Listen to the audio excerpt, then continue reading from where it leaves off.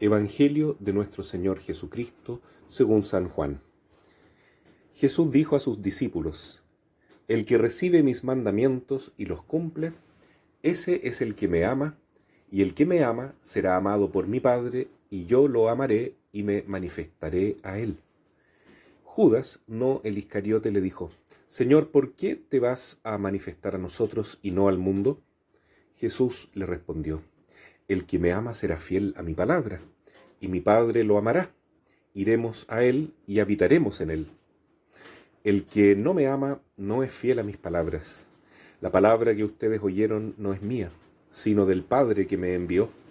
Yo les digo estas cosas mientras permanezco con ustedes. Pero el Paráclito, el Espíritu Santo, que el Padre enviará en mi nombre, les enseñará todo y les recordará lo que les he dicho. Palabra del Señor.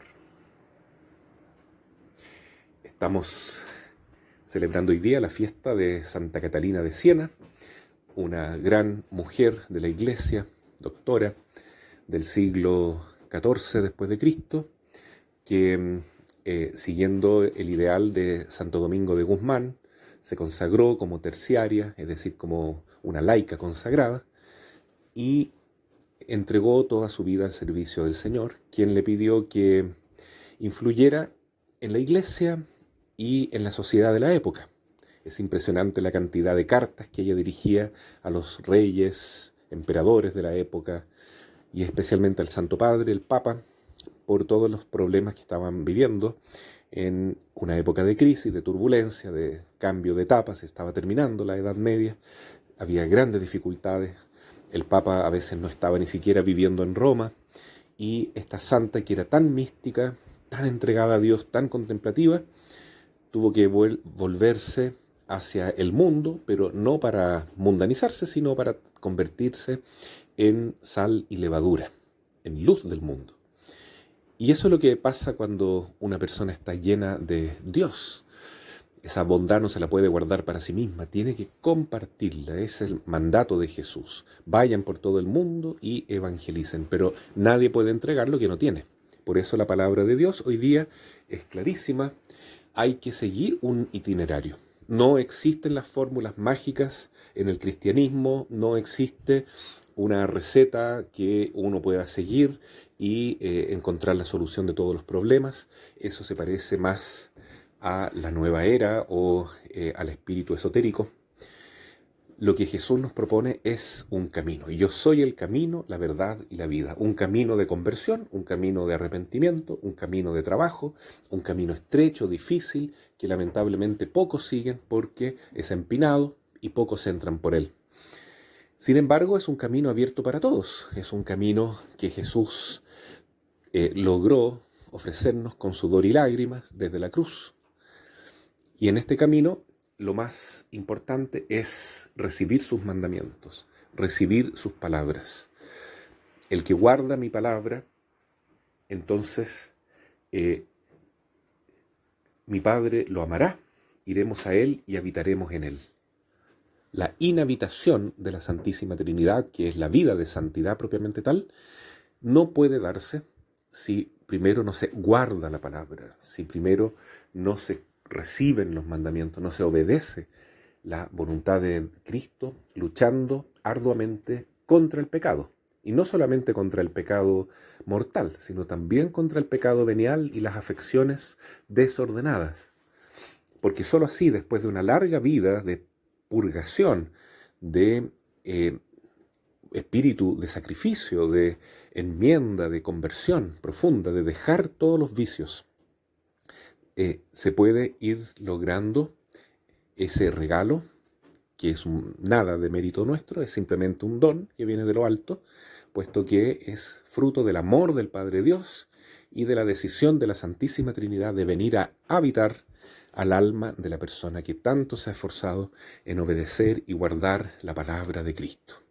Es lo que dicen los santos: vía purgativa, vía iluminativa, vía unitiva. Santa Teresa de Ávila y San Juan de la Cruz lo explican muy claro y lo vivieron sobre todo. Lo muestran con su ejemplo. Primero, una noche oscura que todos debemos pasar, de dejar el pecado. porque eso es en el fondo obedecer la palabra, es convertirse. Sin conversión, insisto, no hay fórmulas mágicas, no esperemos que la fe nos va a solucionar todos los problemas desde fuera, como una gracia extraordinaria y punto. Pueden haber gracias extraordinarias, pueden haber fenómenos maravillosos, milagrosos incluso, pero eso no nos va a santificar. Lo que nos santifica es entrar en el camino del Señor, guardar la palabra de Jesús, obedecer sus mandatos. En consecuencia, dejar el pecado, dejar el ego desordenado con todos sus vicios. Aún estando en santidad de vida, es decir, con la inhabitación de la Santísima Trinidad en el alma, subsiste el ego. Son actos de una santidad humana, pero es maravilloso ya llegar a la vida de santidad, la vía iluminativa.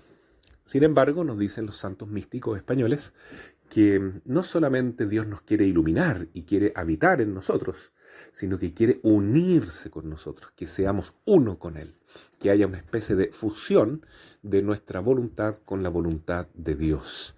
Por supuesto, sin nunca perder la propia individualidad de la persona y de la propia voluntad y del propio entender, etc. Lógico. Pero la gracia de la Santísima Virgen y de estas almas más cercanas a Dios es llegar a esa unión íntima con Dios. Es decir, otro tipo de santidad, una santidad que ya no es solamente humana, sino divina prácticamente, porque es Dios quien vive en la persona que está unida en plenitud a Él. Eso solo se da cuando se produce la muerte mística del alma y de la propia voluntad y del propio ego, muerte que redunda en una resurrección ya en este mundo, porque se logra la unión plena con el Señor. Eso lo dice San Pablo en la carta a los Gálatas, que ha descubierto que se puede vencer la carne, aquello de Romanos, ¿por qué hago el mal que no quiero y no hago el bien que quiero?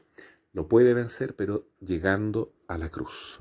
Sin cruz, es decir, sin la muerte de la propia voluntad, del propio ego, muerte mística, ¿no? Muerte de anular la propia voluntad, por supuesto, no se puede alcanzar esa unión plena con Jesús. Pero en la cruz, bendita cruz, en esa cruz divina, que es el amor mismo de Cristo, divina misericordia, se puede dar entonces esa unión con el Señor, unión plena, hasta el punto de decir, ya no vivo yo, sino Cristo, Cristo crucificado, quien vive en mí.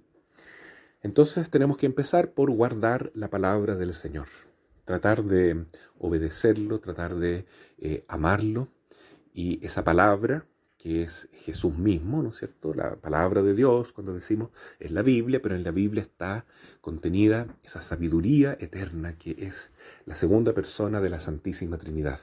Como dice San Juan en el prólogo, en el principio estaba la palabra y la palabra estaba con Dios y la palabra era Dios. Es esa la palabra que debemos guardar, es decir, el amor que brota del Sagrado Corazón de Jesús y que pasa por el corazón inmaculado de María. Es ese querer divino, no solo ese entender divino, el que debemos guardar, seguir y amar sobre todas las cosas, y por lo tanto vale la pena luchar por convertirnos y entregarlo todo, y con la gracia de Dios ojalá alcanzar la santidad.